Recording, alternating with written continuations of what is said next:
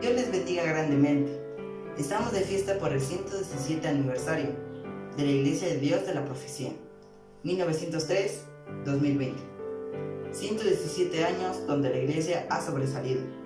Y con motivo a este aniversario, traemos para todos ustedes un resumen de la historia.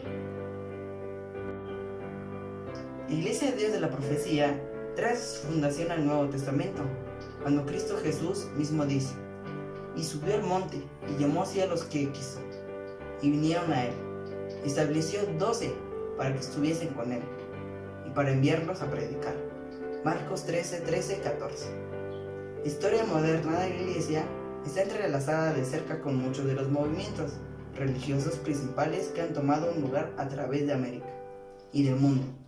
La Iglesia tiene una herencia arraigada en la forma protestante, incluyendo los esfuerzos de Lutero, de Calvino, de Zwingli y de otros.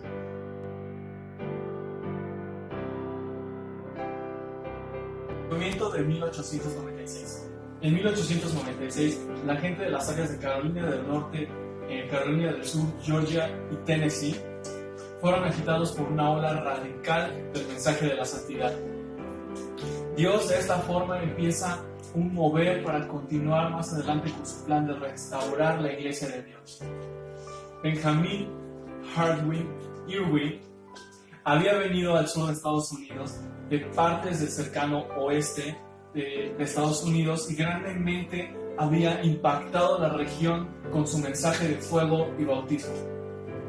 Estos predicadores impactaron a las congregaciones de Spurgeon con este movimiento, así moviéndose lejos desde las características generales de los bautistas a los dogmas del movimiento de la santidad.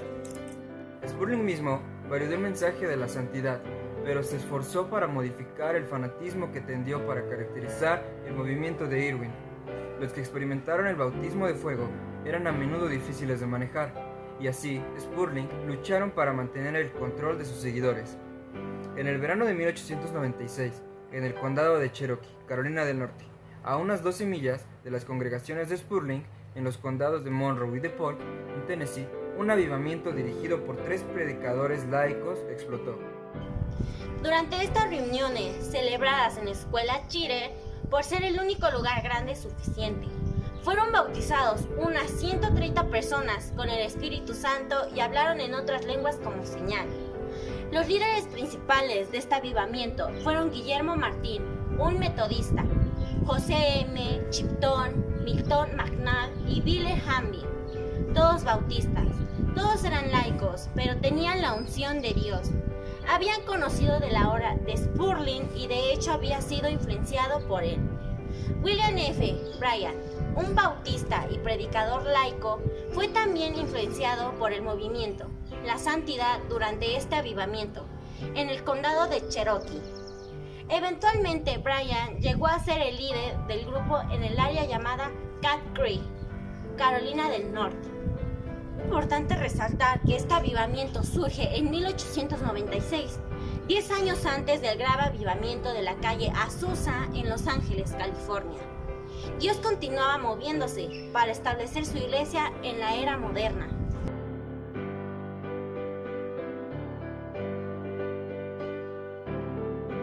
Gran persecución.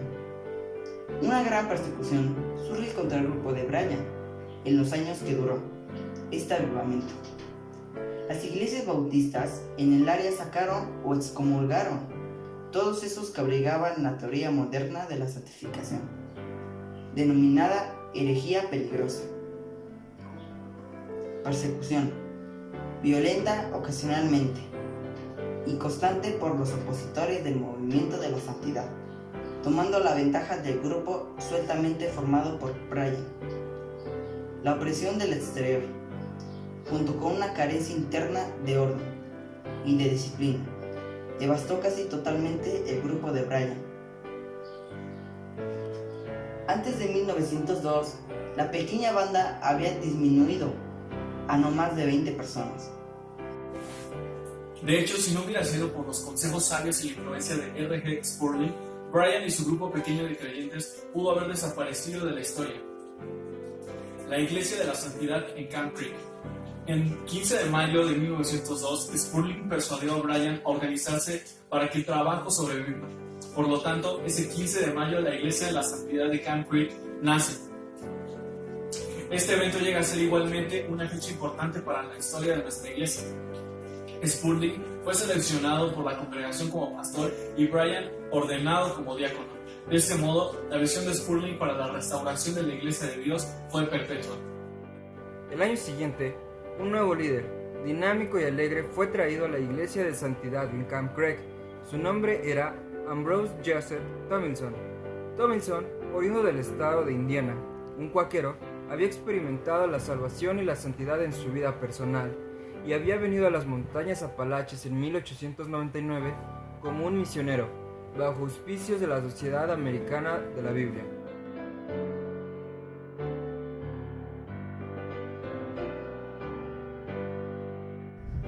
Levántate y resplandece.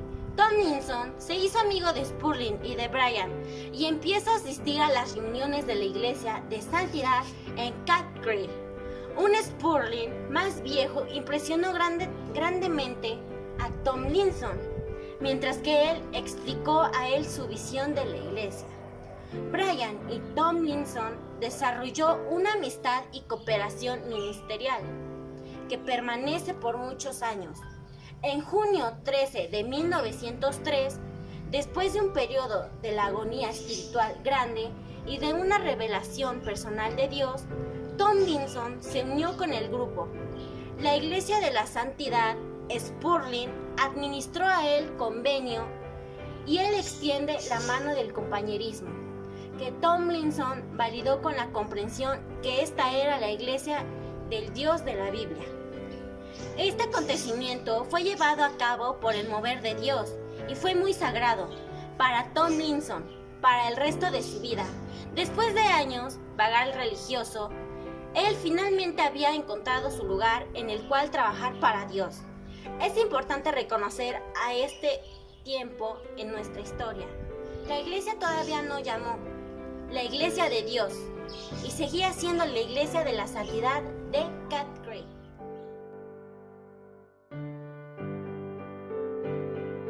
Ministerio de A. J. Tomlinson.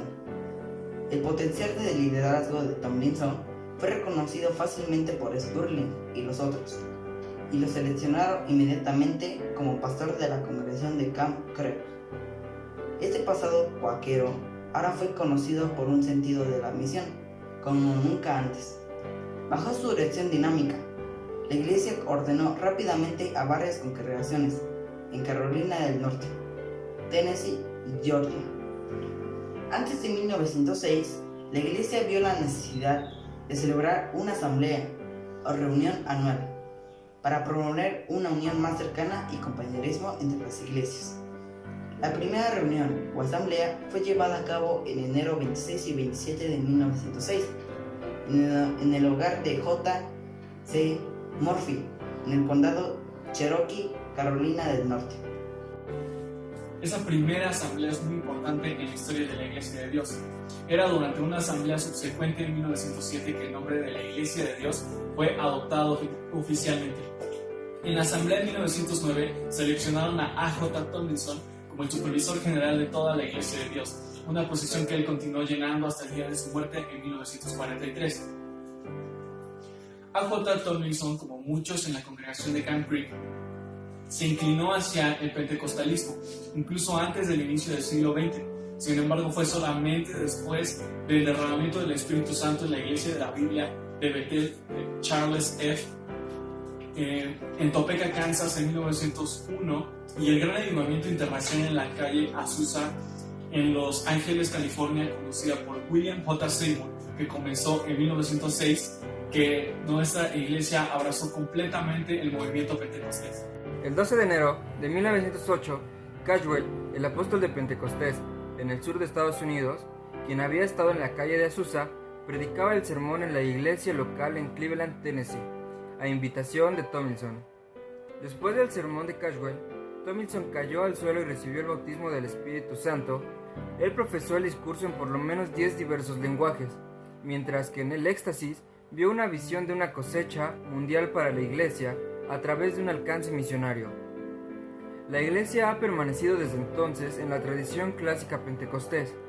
La Iglesia creció en los 20 años próximos a una cantidad de miembros de más de 20,000, concentrada principalmente en el sur de Estados Unidos.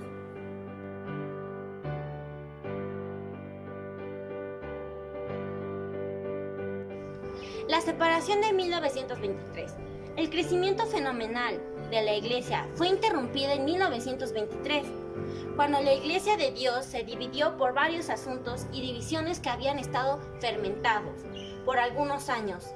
Estos asuntos se extendieron a temas financieros, a la forma de gobierno que la Iglesia, y cómo se debe adoptar un modelo para servir en su distrito electoral. También se usaron fondos para pagar la casa de publicaciones y también los gastos del edificio llamado tabernáculo, dinero que ya había sido designado para el salario de los pastores, ministros de la Iglesia. Esa separación de 1923 es el evento más trágico y devastador en la historia de la Iglesia de Dios.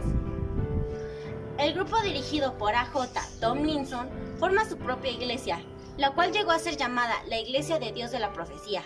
El obispo Flavius Joseph Lee fue nombrado como supervisor de la Iglesia de Dios, la cual hoy en día se conoce como la Iglesia de Dios Evangelio Completo.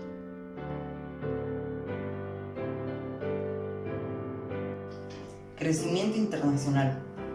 Después de la división, ambas organizaciones crecieron y continuaron construyendo el reino de Dios.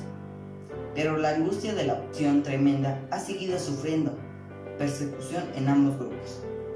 En años recientes, la consideración oficiosa se ha dado a las maneras de las cuales la reconciliación espiritual puede ser alcanzada eventualmente. Solamente Dios nos puede unir de nuevo si es su voluntad. En enero de 1995, una serie de 2 días de reuniones fue celebrada entre los líderes de los grupos para buscar el perdón para los daños, basados en encontrar la reconciliación como hermanos cristianos.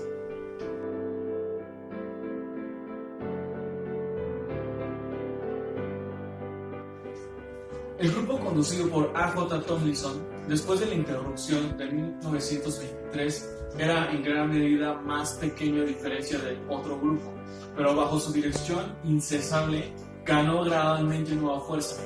Durante los años de 1930, la iglesia experimentó un enorme periodo de avivamiento y su crecimiento era considerable. La misión fue prosperando cada vez más, ya que la iglesia se expandió en otras partes del mundo. Tomlinson murió en 1943, dejando un vacío enorme en la dirección de la iglesia. Después de una cierta disensión con el más viejo hijo de Tomlinson, Homer, el presbiterio seleccionó al hijo más joven, Milton, para reemplazarlo como supervisor general. Esta selección fue aprobada por la Asamblea General subsecuente. Milton Tomlinson sirvió a la iglesia en esta capacidad para casi 47 años fielmente. Durante su liderazgo, él intentó perpetuar y satisfacer la visión de su padre del trabajo de la iglesia alrededor del mundo. La iglesia se amplió bajo su dirección en cada estado en América y más de 90 países por todo el mundo, con una calidad de miembro de más de 300,000. La Iglesia de Dios de la Profecía crece grandemente durante varias décadas, especialmente fuera de Estados Unidos. La obra de América Latina crece grandemente también. En 1990, en la edad de 84, Tomlinson anunció su retiro debido a las limitaciones físicas por solamente la segunda vez en la historia de la iglesia. El Presbiterio Internacional satisfació para seleccionar a un nuevo líder de la iglesia. En mayo 2 de 1990, el presbiterio nombró al obispo Billy Murray, padre, para servir como supervisor general, interino hasta la Asamblea General siguiente. En agosto de ese año, la selección de Murray fue validada por la Asamblea General en orden apropiado.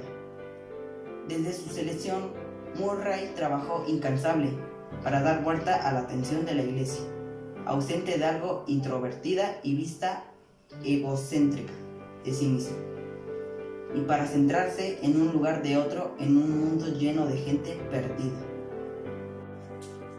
Estos esfuerzos se consideran lo más claramente posible en su llamado urgente en 1994 para la Iglesia de abrazar el lema tornándonos a la cosecha como su pasión. Él también se esforzó para componer algunos malentendidos históricos sobre la Iglesia en su misión. En vista de mucha dificultad y también con gran valor, Murray intentó establecer el lazo de la teología apropiada entre Cristo y la Iglesia. A partir del momento que él tomó la oficina de supervisor general, él ha mantenido que Cristo es el mensaje y la Iglesia es el mensajero. Durante su liderazgo como supervisor general, los años del hermano Murray han sido un grande crecimiento en la Iglesia, llegando en el año 2000 a más de 520,000 miembros en todo el mundo. En la Asamblea General de 1998, el hermano Murray anuncia sus intenciones de retirarse para la Asamblea General del año 2000, dando a saber de esa manera que la Iglesia tendría que escoger un nuevo supervisor general. Durante la Asamblea General 2000, el Presbiterio Internacional nuevamente son llamados a escoger un nuevo supervisor general y eligen al obispo Fred Fisher padre. El obispo Fisher es supervisor general por 6 años solamente. Bajo su liderazgo, la Iglesia establece sus principios fundamentales, como la oración, la cosecha y desarrollo del liderazgo. En términos de educación, se establecen opciones de capacitación a todo nivel, incluyendo programas de estudio para obtener licenciaturas y maestrías al unirse con varias universidades cristianas. En el año 2006, el obispo Randy Howard fue elegido supervisor general, pero renuncia a su cargo por razones personales el 26 de abril de 2013.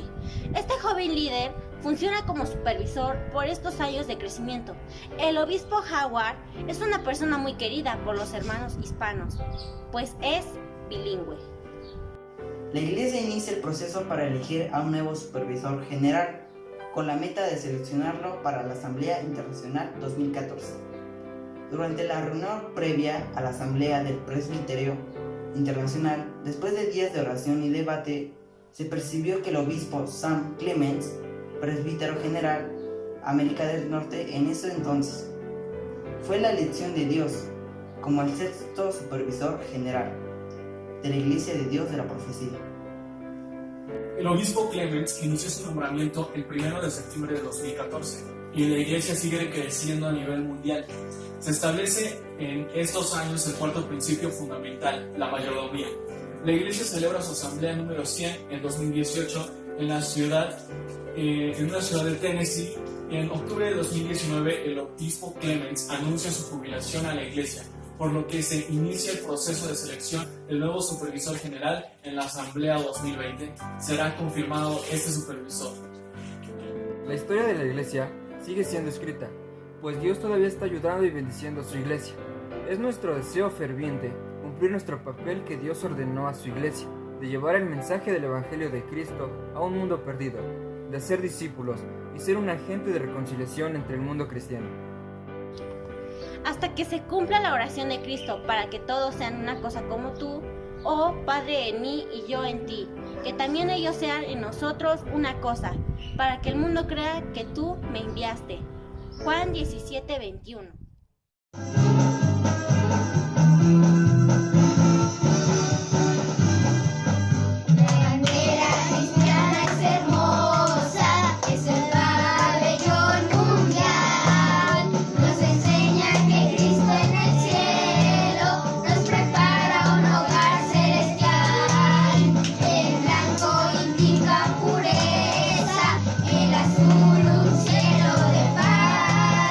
Y el rojo la sangre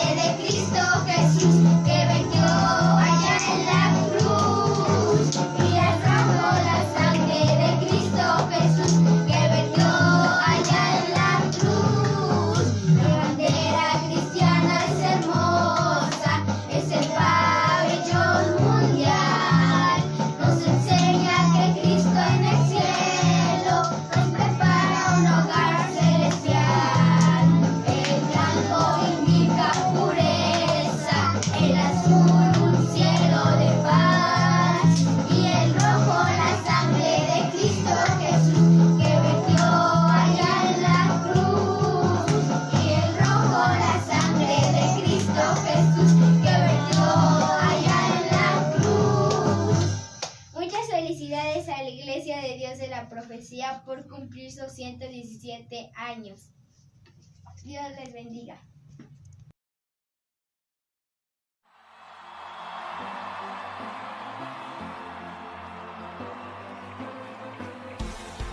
Fuerte las palmas.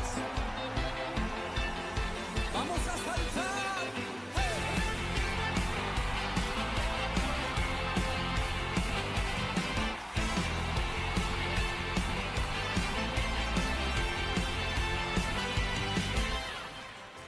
Te levantaste con poder, León de la tribu de Judá. De guerra y gran yo soy.